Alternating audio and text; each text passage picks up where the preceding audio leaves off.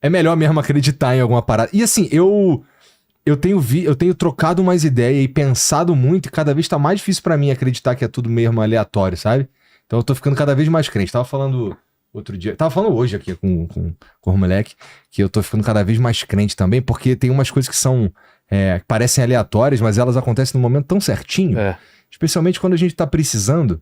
E, porra, eu fico, nossa, cara, como é que pode um bagulho desse? Uma coincidência tão fechadinha como essa daí. Eu não tenho dúvida do mundo sobrenatural. Eu já tive várias experiências e várias provas de que existe alguma coisa além dessa matéria, que esse negócio que você sente e tem coisas que acontecem. Agora, se a minha explicação, a explicação do que eu sigo é a certa, eu não tenho a menor certeza.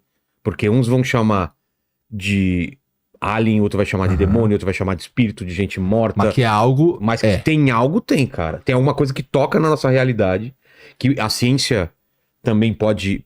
Eu vejo a explicação da ciência e eu acho que é possível também, que são universos paralelos, universos que interagem com esse sem ser esse universo, um universo com mais dimensões, né? Mas de qualquer forma é outra coisa, transcendental, né? Exatamente, que pra gente parece uma coisa sobrenatural, assim como... É que eu li um livro no passado que chama Platolândia, cara. Era muito legal você ler esse livro. Que ele dá um exemplo, pra você entender como os nossos sentidos não alcançam, se a gente estiver contracenando com um ser de 4, 5, 6 dimensões, é a mesma coisa de um ser bidimensional. Imagina que é um ponto. Entendeu? Ele só tem altura e largura. Ele tá numa folha de papel que é o mundo dele. O mundo dele é plano. Não existe a profundidade para ele. Não existe. Ele não sente, ele não... Então o que acontece? Ele só vai para... Ele tem uma movimentação meio limitada. Entendeu? Agora imagina uma esfera, que é um objeto tridimensional, passando por essa folha. O que ele vai perceber? Ele vai perceber uma esfera passando ou ele vai perceber um círculo, aumenta, diminui e some. Pra ele assim, pô, apareceu um círculo, foi crescendo, diminuiu e desapareceu. Porque são as fatias, entendeu? Pra ele é uma coisa sobrenatural. Fala, cara, como que pode um ser que era um círculo aumentou, diminuiu e desapareceu?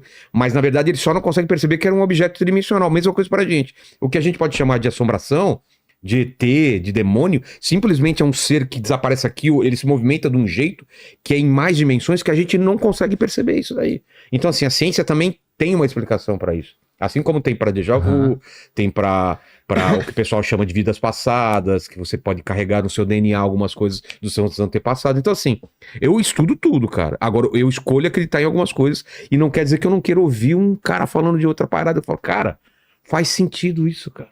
Quando tu teve essas experiências sobrenaturais aí, tu sentiu medo? Tu sentiu... Eu sempre sinto medo. Sempre? Significa que teve um monte, tem até hoje essas paradas? Tem, porra. Cara, eu... Será que eu não tô sabendo ver, cara? Você nunca acordou assim e falou, se eu abrir o olho eu vou ver alguma coisa? De ter uma presença, alguma coisa no teu quarto, você fala, cara, que coisa ruim. Ah, isso sim. Então. Mas eu olho e não tem nada. Então, porque você... Eu também, eu peço pra não ter nada. Ah, é? Não, eu peço pra ter. É? Então você vai acabar vendo, cara. Sabe por quê? Porque eu acho que o momento que eu tiver certeza... Porque assim, eu tenho um... É que eu já vi, né? E eu não curti, cara. É? O que tu viu? Eu tinha uma escola de artes, né? Que chamava Fábrica de Quadrinhos, na 9 de julho. Vai me falar isso agora mesmo? Dia 12 de maio de 2025. Você já conhece toda a história, né? Tinha uma escola de artes que era 9 de julho e antes era no Pacaembu. Na casa do Pacaembu, tinha uma coisa muito estranha. Que tinha umas coisas estranhas que aconteciam naquela casa. Tudo bem, casa velha e tal. Os caras acreditam que fica algumas coisas lá. Aí tinha uma coluna de mau cheiro, cara. Um dia. Num lugar específico, digamos que seria aqui, assim. Tá, se passar aí tu vai sentir um fedor. Tá. 1 metro, assim, só naquele lugar. Se passava por lá, não tinha, não sei o quê. E eram 3 andares. Você ia pro andar de cima exatamente como se essa coluna fosse da primeiro andar até o terceiro. Era a coluna, só naquele lugar de mau cheiro. E aí tinha um amigo meu, que era espírita, que falou, aí ele explicou que era tudo isso. Mas era uma coisa muito estranha. Aí na outra isso casa, por si só já é muito estranho. Já é bizarro. Aí na outra casa, que era 9 de julho, que era uma casa muito mais antiga, hoje demoliram e fizeram um prédio na casa bem antigaça, bonitona e tal. Às vezes a gente virava à noite lá, porque tinha um estúdio no fundo, e a gente virava trabalhando.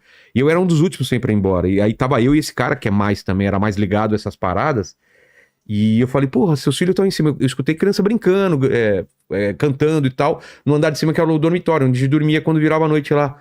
Aí você tá escutando também, né? Falou, não, meus filhos não vieram. Eu falei, cara, vamos embora agora. Nossa, assustador, claramente, cara, criança brincando e não sei o quê. E no andar de cima, e não era alguma coisa. Falou, não, eles moram aqui, é do bem e tal. E eu não esperei pra saber se era do bem. Mas eu volto e meia. E tem história mais assim, arrepiante, assim, que aconteceu comigo. Eu falei com o Sacani já sobre isso, o que poderia ser. Tô indo no meu primeiro casamento, lua de mel, sem grana nenhuma, peguei o meu Brava, um carrinho, fiz uma loucura de ir até a Terra do Fogo, você tá ligado? Né? Bom, essa parte eu sei. Terra do Fogo cara, é lá na pontinha perto, o Ushuaia é a cidade mais ao sul que existe no planeta, pertinho da Antártida. Beleza. Quando você vai atravessar do continente pra ilha, tem que pegar uma balsa. Peguei a balsa e já tava tarde. E eu falei, putz, eu vou chegar na cidade de manhãzinha, vou rodar a noite inteira e por mim tudo bem. Só que ninguém faz isso, né? A galera vai ficando no hotel. Então, fui pegando umas montanhas à noite, só eu no carro e pra mim tudo bem. E a Terra do Fogo é conhecida por Terra do Fogo porque os caras, quando iam passar pelo Estreito do Magalhães, que é um lugar super complicado de se passar, muita gente perdia o navio lá, via ao longe os nativos fazendo fogueiras enormes, imensas, porque é muito frio lá e eles se aqueciam. Então por isso que é Terra do Fogo. E eu vi uma fogueira muito ao longe também. Eu tava aqui, subi na montanha e ao longe eu calculei uns 10 quilômetros mais ou menos, tinha uma fogueira que eu falei, deve ser muito grande, uma bola de fogo, uma fogueira, alguma coisa, e beleza. E eu subindo e virava e não sei o que, e a fogueira no mesmo ponto, assim. E eu tudo escuro, mas eu fazendo cálculo, falei, essa fogueira já devia ter ficado pra trás. Mas tudo bem, de repente eu tô fazendo uma volta e voltando pro mesmo lugar e ela tá lá. Só que, cara, é muito tempo, cara. Tô falando de horas aquela fogueira, aquele fogo me seguindo, cara. E aí começou a me dar um cagaço. A minha primeira mulher lá, a Helena, tava dormindo. Eu falei, acordo, não acordo, e o que eu faço? Parar é pior, se esse fogo vem pra perto e não sei o quê. E ele mantendo a mesma distância, cara. Meio que flutuando, assim, ao longe, assim. E eu subia a montanha, descia e ela, cara, mantendo igual o carro. Cara, até hoje eu não sei que porra era aquela. E de repente sumiu. Caralho. E eu falei, eu não. Sabe aquela que eu tenho que dirigir, eu vou chegar em algum lugar, alguma casa e lá é deserto. Não chegava em casa, em hotel, em cidade, em nada, aquela porra. Então, assim, cara, tem vários avistamentos desse tipo, principalmente na mata, que o pessoal tem um nome. Eu escuto bastante que nas matas tem pra cacete, porque é natureza. O pessoal fala boitatá, e tem muitas explicações. Assim. Mas existe alguma coisa que pareça com uma esfera de fogo. Que os caras os ufólogos vão falar que é uma coisa, os espíritas vão falar outra, e cada um tem uma explicação. Mas eu vi, cara.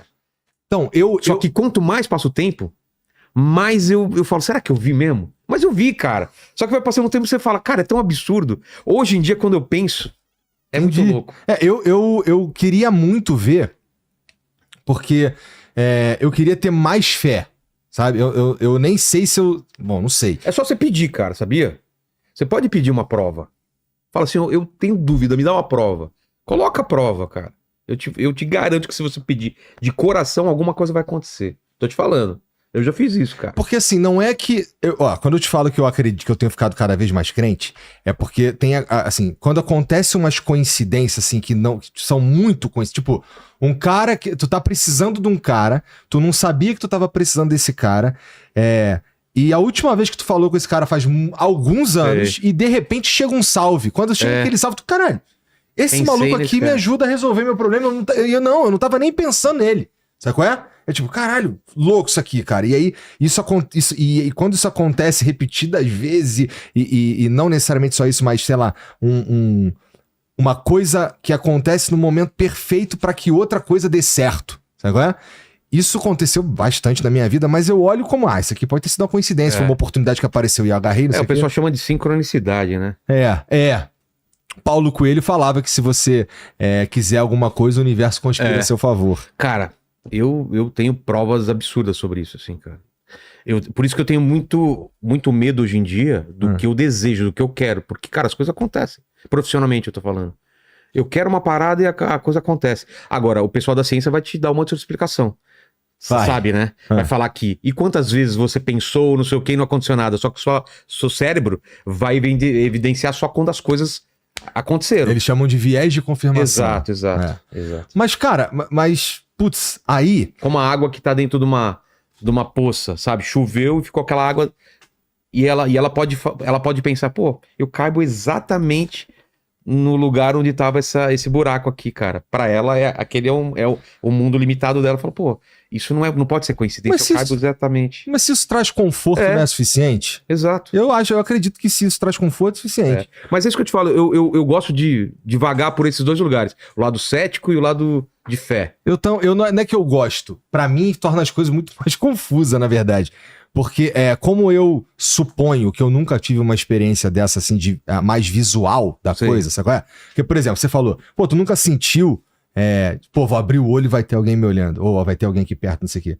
Cara, eu lembro claramente de vários momentos que, assim, por exemplo, tô na minha casa e teve uma que foi esquisita, que eu vi, tipo, uma brasa, assim. Eu tava deitado no sofá, abri o olho e, assim, vi uma brasa. Assim, oxi. No céu, assim, no futuro? Não, eu tava deitado na sala. Desse dia cheguei cansadão, sentei no sofá, liguei a TV, não sei o que, daqui a pouco eu apaguei. E aí foi todo mundo dormir na cama e tudo mais. Aí eu acordei no meio da noite. Pô, vou pra cama, não sei o que.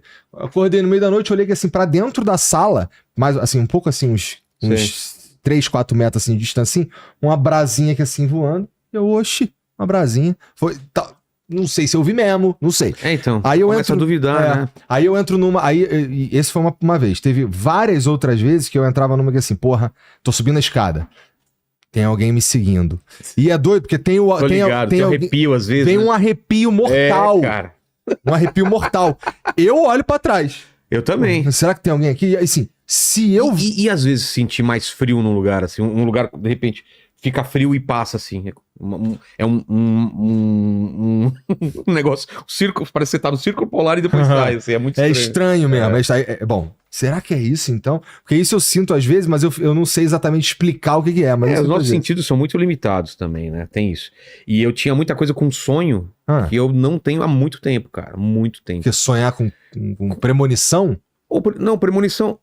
Eu tinha um sonho recorrente. E eu parei de ter... Às vezes eu tinha alguns sonhos recorrentes. Não sei porquê, a casa onde eu vivi até meus 16 anos em São Bernardo do Campo, cara, faz tempo que eu não tenho esse sonho, mas eu tinha sempre sonho naquela casa, eu adulto ou eu criança, de às vezes eu sair do meu quarto correndo, indo pro quarto dos meus pais, que era no fundo da casa, tinha um quintal, e dava pra ver, assim, São Bernardo inteiro, assim, tinha uma floresta, e uma nave espacial, assim, tipo essas de filme enorme, chegando. Isso eu tinha várias vezes. E eu vi alguns filmes muito parecidos, assim, aquela imagem da nave espacial, aquela nave mãe chegando. A mais emblemática, cara, era assim, eu sempre sonhava com umas montanhas, uma cadeia de montanha desde criança. Muito, assim, específica. E eu, pô, sempre procurando na internet ou livro, vendo foto, nunca achei isso. As mais parecidas que eu achava era em Atacama, tinha umas montanhas parecidas, mas não era o mesmo ângulo, não eram as mesmas montanhas, porque era muito específico. Aí teve uma época que eu fui pro Atacama. Fui com a mina pra lá. E eu falei, cara, será que eu vou ver? Será que aquilo era premonitório? Um dia eu ia ver? E aí, eu durante a viagem, eu sonhei com essa cadeia de montanhas. E eu cheguei lá, olhei pra um lugar, a gente tava numa estrada. A gente pegou numa época lá, tinha uns 10 carros com a gente ia por umas montanhas fazer algum tipo de passeio lá. E eu parei numa montanha uma hora que todo mundo parou pra tirar foto. Falei, cara... Eu acho que aqui, mas não é nesse ângulo. E aí eu fiz todo o passeio e não vi as montanhas. Não era o que eu tava sonhando. Naquela noite, eu sonhei com aquelas montanhas. E aí eu entendi que eram aquelas montanhas. Só que era a minha visão do sonho daquelas montanhas. Não era a visão dos meus olhos. Era a visão do meu sonho a respeito do que eu tinha visto no dia anterior. Então eu vivi o dia...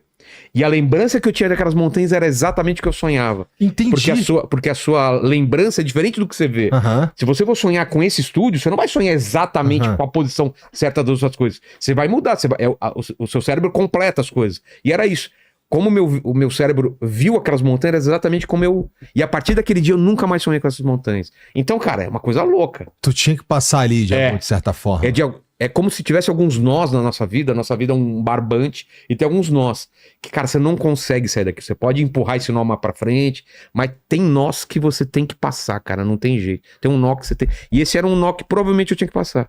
Porra, que pena. Eu me sinto meio vazio, então, porque eu não tenho nada disso, cara. Tipo, eu não... De novo, se alguma coisa como essa daí aconteceu pra mim, eu não tava prestando atenção e eu não vi. Então, mas é o lance, você falou tudo. É prestar atenção, cara.